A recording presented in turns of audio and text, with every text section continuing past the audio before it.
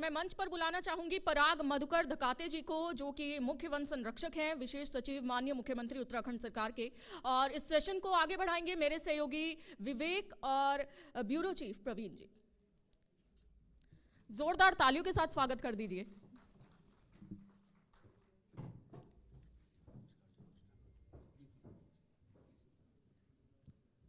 धन्यवाद Kanchi. Over to you विवेक।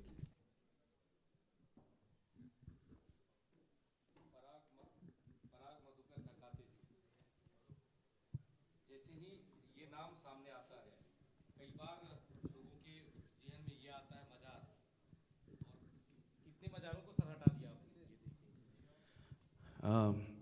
देखिए, one भूमि है, देवभूमि है यहाँ पे, और वन वन्यजीव पर्यावरण का एक बहुत बड़ा अलौकिक स्थान है यहाँ पे।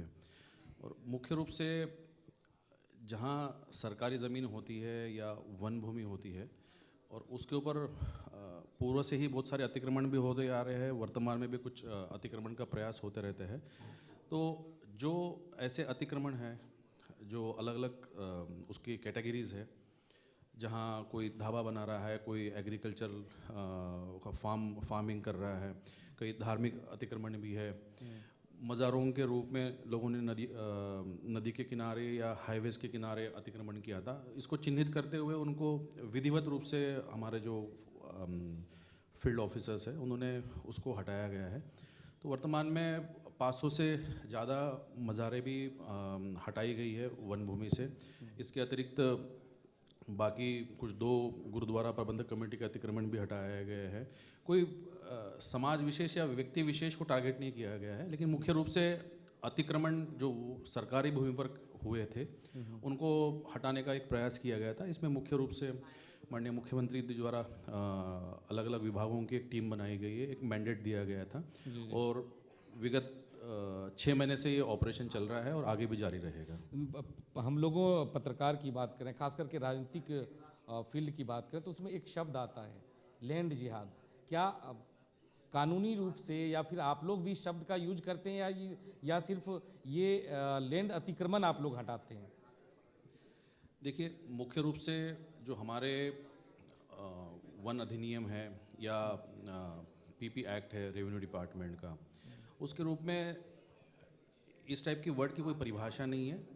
वर्तमान में ये होता है कि सरकारी भूमि पर अवैध रूप से जो भी अध्यासित होगा उसको अतिक्रमण के दायरे में उसको कंसिडर किया जाएगा, और उसको एक हटाने का प्रक्रिया है जिसको हम अपनाते हैं। संबंधित जो सक्षम अधिकारी है, जैसे भारतीय वन अधिनियम के अंतर्गत प्रभागीय वनाधिकारी होते हैं, वो इस वन भूमि पर जिस प्रकार के भी अतिक्रमण होते हैं उसके लिए सक्षम है।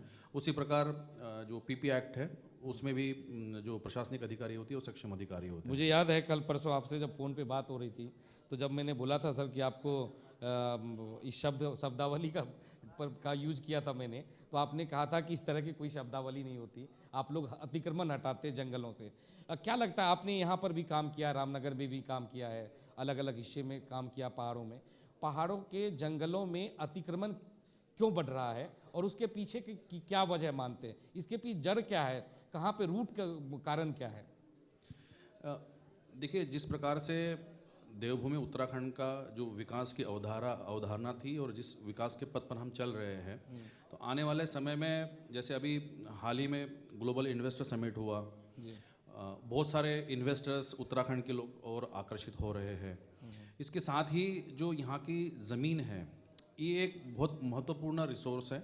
स्थानीय लोगों के लिए एक आजीविका का संसाधन के रूप में उसको देखा जा रहा है।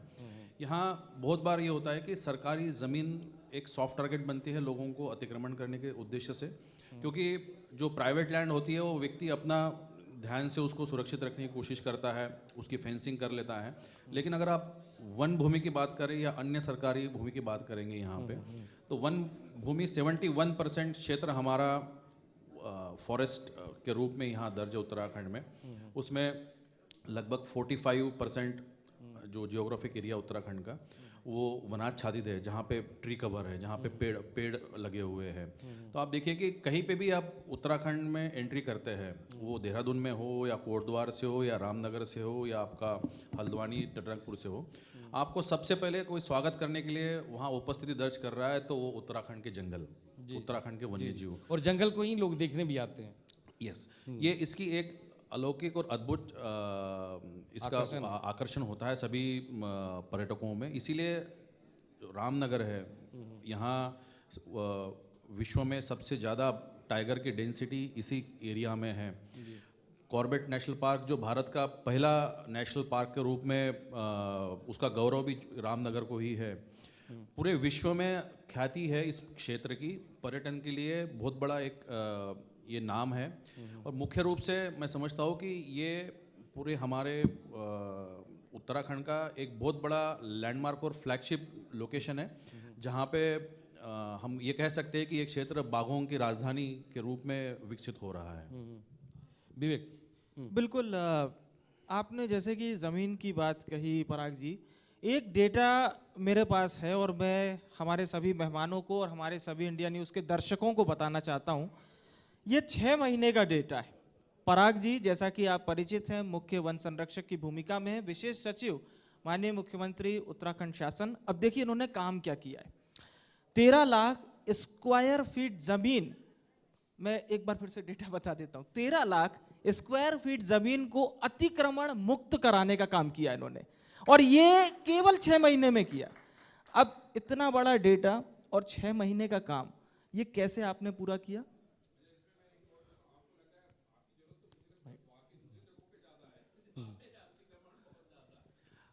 जी जी, देखिए मुख्य रूप से जब इस प्रकार के काम करने होते हैं तो एक निर्णायक क्षमता चाहिए होती है, जो आपकी पॉलिटिकल लेवल पे चाहिए होती है। माननीय मुख्यमंत्री जी पुष्कर सिंह धामी जी द्वारा एक टीम बनाई गई। टीम में वन विभाग के लिए मैं नोडल हूँ, जो अतिक्रमण हटाओ अभियान को देख रहे हैं हम लोग यहाँ पे, क्योंकि यहाँ 71% क्षेत्र वन क्षेत्र के रूप में दर्ज है। तो इसमें जो एक निर्णायक क्षमता के साथ साथ जो एग्जीक्यूशन किया गया है, ये बड़े प्लानिंग के साथ किया गया था वहाँ पे। पहले इसका एक बेसिक पूरे उत्तराखंड का रेकी किया गया था, जिसमें अलग अलग एजेंसियों द्वारा किस प्रकार के अतिक्रमण है, कहाँ कहाँ पे अतिक्रमण है, उसको चिन्हित किया गया। अलग अलग डिपार्टमेंट्स को टारगेट दिए गए, अलग अलग डिपार्टमेंट्स की टीम गठित की गई। टीम का जो है निरंतर अनुश्रवण किया गया, डेली बेसिस पे माननीय मुख्यमंत्री जी द्वारा इसका अनुश्रवण और उसका अपडेट लिया गया कि कितना अतिक्रमण आप द्वारा खाली किया गया है। वीडियो कॉन्फ्रेंसिंग के माध्यम से जितने भी हमारे फील्ड ऑफिसर्स है, डीएम्स, एसडीएम्स के साथ साथ पुलिस विभाग, वन विभाग, इरिगेशन डिपार्टमेंट, ऊर्जा विभाग, जहाँ जहाँ सरकारी भूमि पर अतिक्रमण था उसको चिन्हित किया गया और एक बृहत स्तर पे इसका अनुश्रवण करते हुए एग्जीक्यूशन किया गया। तो इसमें मुख्य रूप से पॉलिटिकल जो डिसीजिवनेस और साथ में जो एग्जीक्यूशन लेवल पे हमारे फील्ड ऑफिसर्स का जो एक्टिविटीज़ थी वो बहुत महत्वपूर्ण रही है। मई से लेकर वर्तमान तक लगभग 6 महीने का समय हुआ है वहाँ पे, और हम लोगों ने 13 लाख स्क्वायर फीट जो सरकारी भूमि पर अतिक्रमण हुआ था उसको हमने मुक्त कर दिया गया। आज हम कह सकते हैं कि उत्तराखंड ये देश का ऐसा पहला राज्य है जहाँ पे इतने कम समय में इतनी बड़ी तादाद में हमने इसको अतिक्रमण से मुक्त किया गया है, और आगे भी हमारा अभियान जारी रहेगा। और हमारी किसी व्यक्ति विशेष या किसी ऐसे टारगेटेड अप्रोच नहीं चल रहा है यहाँ पे। यहाँ है कि एक देवभूमि है, इसका देवभूमि का स्वरूप मेंटेन करना है। इकोलॉजिकल सिक्योरिटी क्योंकि इस क्षेत्र के लिए बहुत ज़रूरी है। यह वाटर टावर्स के रूप में हिमालय जाना जाता है। यहाँ पे पूरे इतने सारे जंगल है हमारे यहाँ पे, वन्य जीव है, पर्यावरण है, ये सभी देखने के लिए लोग आते हैं। आप आज देखिए कि दिल्ली और बाकी मेट्रोज़ का क्या हाल हो रखा है, पूरा कोहरे से और पोल्यूशन से जिस प्रकार का मतलब वहाँ दिक्कतें हो रही है। लेकिन अगर आप पहाड़ में जैसे ही आते हैं तो एक बहुत फ्रेश हवा आपको देखने को मिल रही है, फ्रेश हवा लोग महसूस करते हैं, जैसे पहले भी बताया वक्ताओं ने यहाँ पे कि यही इसकी यूएसपी है उत्तराखंड की। लोग आते हैं इसके लिए कि अपना स्वास्थ्य अच्छा रखें। और इकोलॉजिकल सिक्योरिटी में अगर लोग अवैध रूप से अतिक्रमण कर रहे हैं, वह सरकारी भूमि पर कब्जा कर रहे हैं, तो ये विधि अनुसार है नहीं। इसी को ध्यान में रखते हुए एक मिशन मोड में किया गया कार्य है, जिसके अंतर्गत 13 लाख स्क्वायर फीट सरकारी भूमि से अतिक्रमण हटाया गया है। एक आप जो अहम कार्य कर रहे हैं जिसमें उत्तराखंड में मानव वन्य जीव संघर्ष न्यूनीकरण, यानी कि ये कम से कम हो और दूसरा, देश की पहली फॉरेस्ट वाइल्ड लाइफ के संरक्षण के लिए उत्तराखंड फॉरेस्ट ड्रोन फोर्स के गठन में भी आपका विशेष योगदान रहा है। सर देखिए, एक स्वाभाविक नेचर की प्रकृति है, शेर बाघ ये सब खूंखारी हैं, ये प्रकृति में है। अब कई बार ये होता है और विचारक कहते हैं कौन किसके घर में पहुंच गया पता ही नहीं चलता, जंगल में हम पहुंच गए या शेर हमारे घर में आ गया। यानी कि ये जुगलबंदी और फिर धीरे धीरे ये संघर्ष बढ़ता जा रहा है। किस तरह से इसको हम कम कर सकते हैं, यानी कि आप जिस दिशा में कार्य कर रहे हैं ये भी बताइए, और लोगों को किस तरह से सहयोग देना चाहिए ये भी बताइए। इसमें मैं थोड़ा जोड़ देता हूँ कि जिस तरह से जो आम आदमी है, जो ग्रामीण है आसपास, उनके बीच संघर्ष हो रहा है जो जंगली जानवरों से, इसके पीछे क्या हम लोग जंगल में घुस रहे हैं या जंगली जानवर बाहर निकल रहा है, आम आदमी के मोहल्ले में घर में घुस रहा है? देखिए, एक इसका मैं उदाहरण इससे दे सकता हूँ यहाँ पे कि 4-5 साल पहले यहाँ इसी क्षेत्र में क्योंकि कॉर्बेट का दक्षिणी क्षेत्र है, कॉर्बेट टाइगर रिजर्व का यहाँ पे, और पूरा अगर आप इसकी लैंड यूज़ पैटर्न देखेंगे तो बहुत सारे गन्ने के खेत हैं यहाँ पे। तो वो गन्ने बेसिकली एक ग्रास ही है यहाँ पे, वो उसी को हाइब्रिडाइज करते हुए उसकी क्वालिटीज़ को इम्प्रूव किया गया है। तो एक टाइग्रेस थी जिसने 2-3 लोगों को हमला किया था, एक की मृत्यु भी हुई थी वहाँ पे। उसको चीफ वाइल्ड लाइफ वार्डन द्वारा मैनेटर घोषित किया था, पकड़ने का भी प्रयास किया गया था। लेकिन इसके बावजूद भी 44 दिन वन विभाग द्वारा वो ऑपरेशन चलाया गया। वो टाइग्रेस पली बड़ी ही सिर्फ आपके शुगर केन फील्ड में थी, उसने कभी जंगल देखा नहीं था। तो शुगर केन के फील्ड में अगर ऑपरेशन उसको टाइगर या किसी टाइग्रेस को पकड़ना है तो बहुत मुश्किल काम है। मुख्य रूप से उसको एक तो उसको लोकेट करना, लोकेट करने के 2-3 तरीके होते हैं, जिसमें आप पगमार्क के आधार पर उसको लोकेट कर सकते हो। इसके साथ साथ कैमरा ट्रैप्स, उसकी मूवमेंट, जो कैमरा ट्रैप्स होते हैं उसमें थर्मोसेंसर्स लगे होते हैं, उसको आप अलग अलग जगह पे लगाते हैं, तो उसके माध्यम से उसको आप लोकेट कर सकते हैं। लेकिन ये दोनों तरीके हमारे वहाँ फेल हुए थे, हम उसको लोकेट ही नहीं कर पा रहे थे। तो इसको दृष्टिगत रखते हुए ड्रोन्स की भूमिका वहाँ अहम बन गई थी। ड्रोन्स से एरियल रेकी की गई, सर्वे किया गया था, उसमें भी कुछ उसके लोकेशन आइडेंटिफाई हुई थी। उसके साथ साथ पहली बार हम लोगों ने लोगों की दिक्कतों को कम करने के उद्देश्य से, उसको जल्द से जल्द लोकेट करने के उद्देश्य से हेलीकॉप्टर का भी प्रयोग किया गया था यहाँ पे। तो हेलीकॉप्टर के माध्यम से हमें वो सफलता मिली, जिसके अंतर्गत हमने उस टाइगर को लोकेट किया और एलिमिनेट किया in due course of time, जो प्रोसेस फॉलो किया था। तो इसमें मुख्य रूप से मानव वन्यजीव संघर्ष की घटनाएं सीजनल बेसिस पे होती है। जहाँ हाथी है उनकी घटनाएं आपके मानसून में बढ़ जाती है, जो फेलिन्स या बिग कैट्स है उनकी घटनाएं विंटर्स में बढ़ जाती है, गुलदार या टाइगर की हम लोगों की घटना। तो ये सीजनल वेरिएशन को ध्यान में रखते हुए हमको वन विभाग अपनी रणनीतिक बदलाव भी करता है, फील्ड फॉर्मेशन भी चेंज करता है। लेकिन फिर भी एनिमल बिहेवियर को प्रेडिक्ट करना इतना आसान नहीं है। तो लोगों के सामंजस्य और लोगों की जो पार्टिसिपेशन है वो बहुत ज़रूरी होता है। सतर्कता लोगों को बरतनी होगी। एक इम्पॉर्टेंट स्पीसीज होती है लैंटाना की, लैंटाना घास सभी जगह कुरी बोलते हैं उसको, वो लोगों के घरों के आसपास होती है, और इसी में गुलदार छुप के अटैक करता है बच्चों पे या महिलाओं पे। तो आपके इस मंच के माध्यम से मेरा अनुरोध ये है कि जो भी ऐसी प्रकार की जो कुरी है या घास आपके घर के अगल बगल में है, पीछे शौचालय के आसपास है, तो उसको थोड़ा सा क्लियर कर लीजिएगा, क्योंकि इसमें शाम के समय या ऐसे समय में जिस समय में जानवर एक्टिव होता है वो घात लगा के बैठ सकता है। तो आपको अपने आसपास की जगह क्लियर करके रखनी है। साथ ही में बिजली के लाइट्स या ऐसी कुछ सोलर लाइट्स से उसकी व्यवस्था कर दीजिए, ताकि एक हैबिटेशन, ह्यूमन हैबिटेशन का प्रेजेंस वहाँ पे हो। तो ऐसे बेसिक कुछ सतर्कताएं एक सामान्य जनता को भी बरतने की आवश्यकता है, जिससे कि इस प्रकार की जो मानव वन्यजीव संघर्ष की घटनाएं कम हो सके। अच्छा, मैंने एक रिपोर्ट की थी सचिवालय से, उसमें ये था कि सोलर फेंसिंग और जो हम लेजर फेंसिंग के द्वारा हम रोकने की कोशिश करेंगे, ताकि वो अपने जंगली क्षेत्र से, अपने जो उनका एरिया उससे बाहर आकर किसी ग्रामीण क्षेत्र में या किसी गांव में ना घुसे। उसको लेकर कितना काम हुआ है, और क्या उस पर और लेजर फेंसिंग पे भी काम चल रहा है क्या? क्योंकि मैंने सोलर फेंसिंग तो कई जगह देखा भी है। देखिए, सोलर फेंसिंग एक तरीका है, वहाँ पे बहुत सारी जगह ये जानवरों किस जानवर के लिए आप सुरक्षा चाह रहे हैं उस पर डिपेंडेंट होता है। बहुत बार सोलर फेंसिंग लोग लगाते हैं जो हाथी के प्रभावित क्षेत्र होते हैं, जहाँ पे हाथी खेत में आ जाता है तो वहाँ हाथी रोधक खाई खोद देते हैं, वहाँ पे आपका सोलर फेंसिंग काम करता है। लेकिन बहुत बार हाथी बड़ा इंटेलिजेंट एनिमल है, वो उस सोलर फेंसिंग के ऊपर भी पेड़ गिरा के एंट्री करने के भी रिपोर्ट्स आ रखे हैं। तो उसको ध्यान में रखते हुए डिपेंड करता है कि किस जानवर के, जंगली सूअरों के लिए अलग फेंसिंग की व्यवस्था है, आपकी हाथी के लिए अलग व्यवस्था है, जो अन्य जानवर है हमारे चीतल सांबर उनके लिए अलग है। लेकिन मुख्य रूप से एक जो वर्तमान में वन विभाग जिस पे काम कर रहा है सोलर फेंसिंग के अलावा, वो है अनाइडर्स। इसमें अलर्ट सिस्टम होती है, इसमें सेंसर्स, कैमरा सेंसर्स वर्क करते हैं।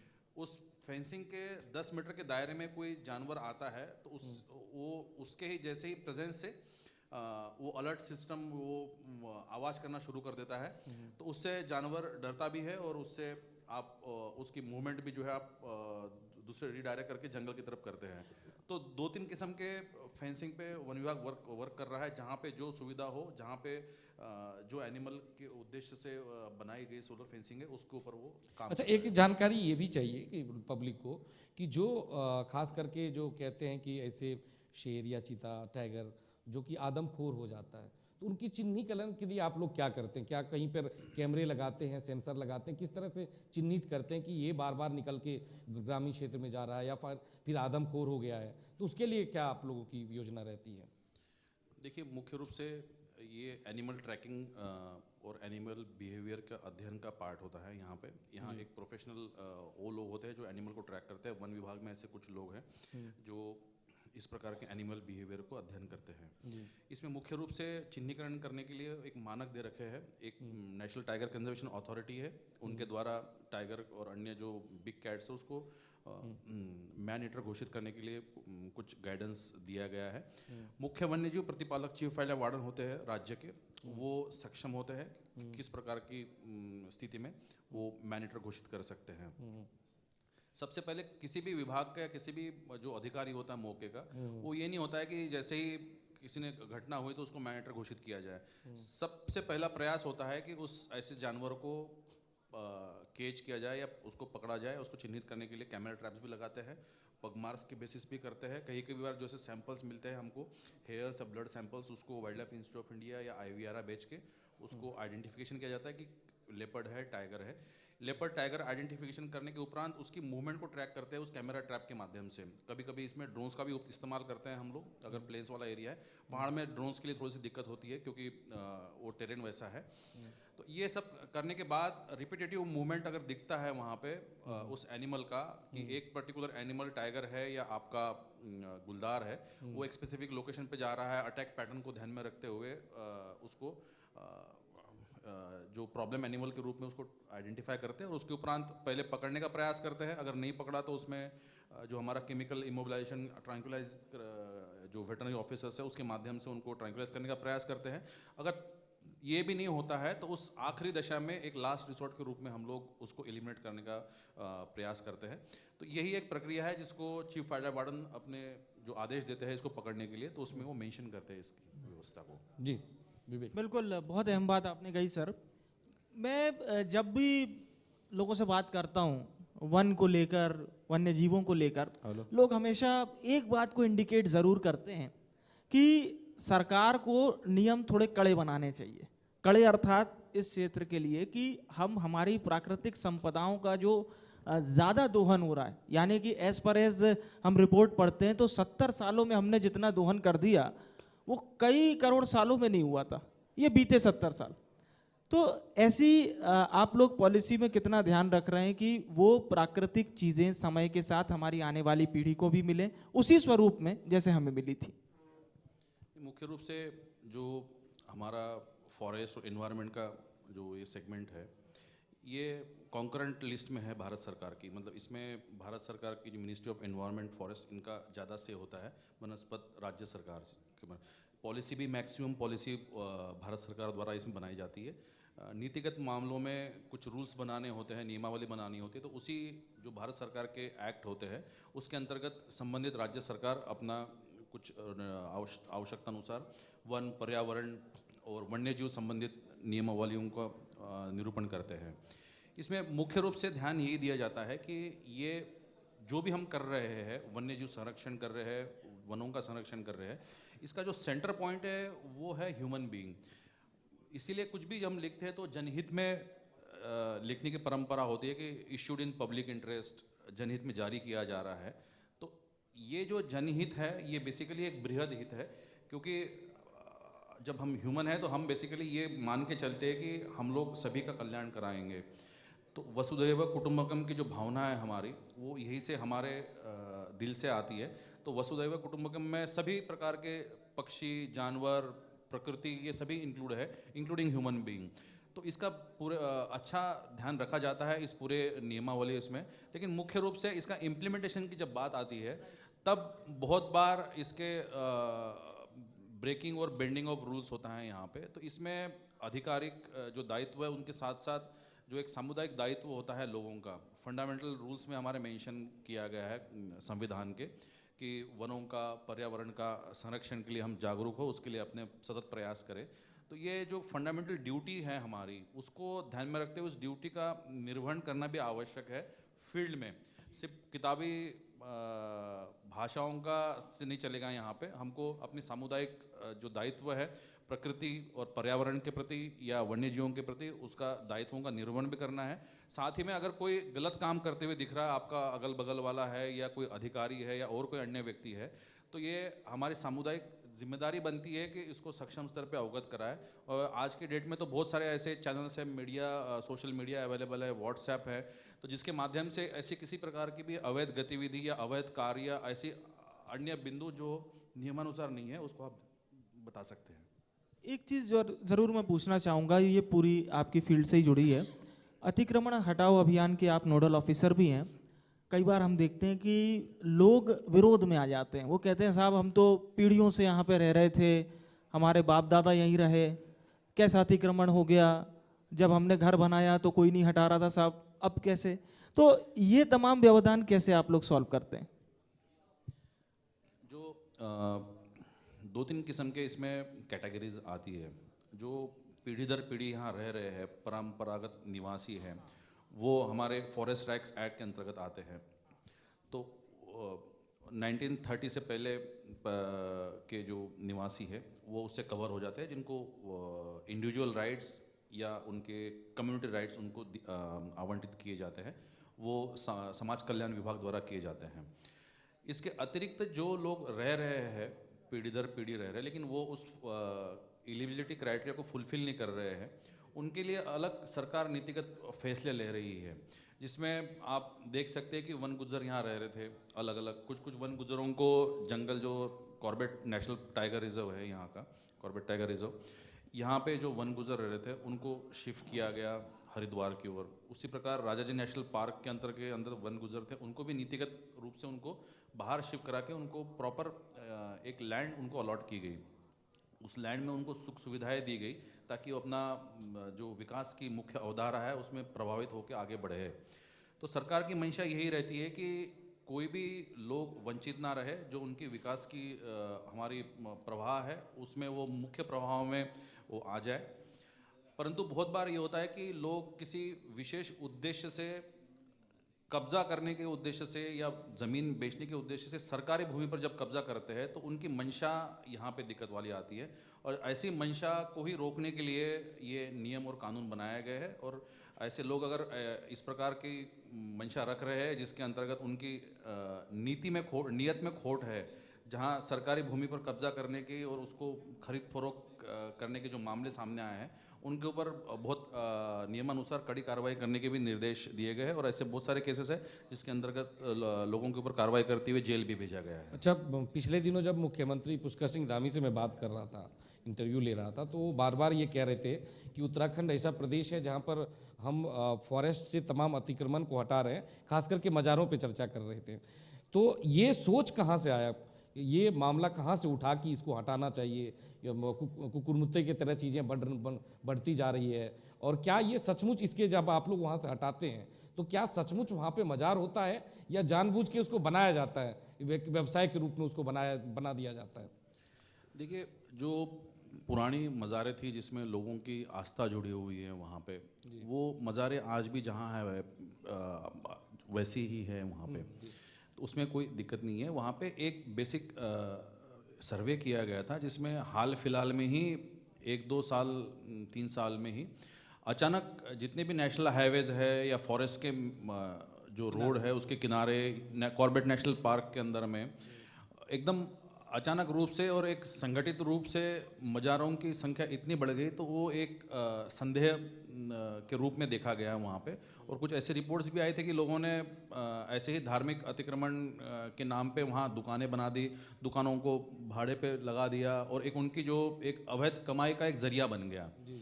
तो जब ये ऑर्गेनाइज रूप से ये पता चला कि सरकारी भूमि पर कब्जा करने की एक कोशिश की जा रही है, तो उसको ध्यान में रखते हुए, उसी को दृष्टिगत रखते हुए और उसको हटाने के उद्देश्य से माननीय मुख्यमंत्री जी द्वारा निर्देश दिए गए, सख्त से सख्त कड़ी कार्रवाई के सभी फील्ड ऑफिसर्स को निर्देश दिए गए। उसके क्रम में ही ये सभी प्रकार के अतिक्रमण हटाने का अभियान उत्तराखंड में छेड़ा गया है और मैं समझता हूँ कि ये एक बहुत सफल अभियान है। पूरे देश में आज तक इस प्रकार का अभियान नहीं छेड़ा गया था जहाँ पे एक सरकारी भूमि पर कब्जा करने के उद्देश्य से ही आप मज़ार को निर्माण कर रहे थे। मज़ार में भी ऐसे कुछ नहीं था, वहाँ पे लोग कई कुछ ऐसे मज़ारें भी देखी गई जहाँ पे सिर्फ पत्थर लगा दिए गए थे, चादर बिछाई थी और उसके ऊपर लोग पैसे डाल के जा रहे थे। धर्म के आड़ में एक तरह से जमीन कब्जा करने की कोशिश हो रही थी। अच्छा, जब आप मज़ार हटाने जाते होंगे तो कई जगह कुछ जगहों पे आपको मंदिर भी मिल जाता होगा या दूसरी चीज़ें भी मिलती होगी,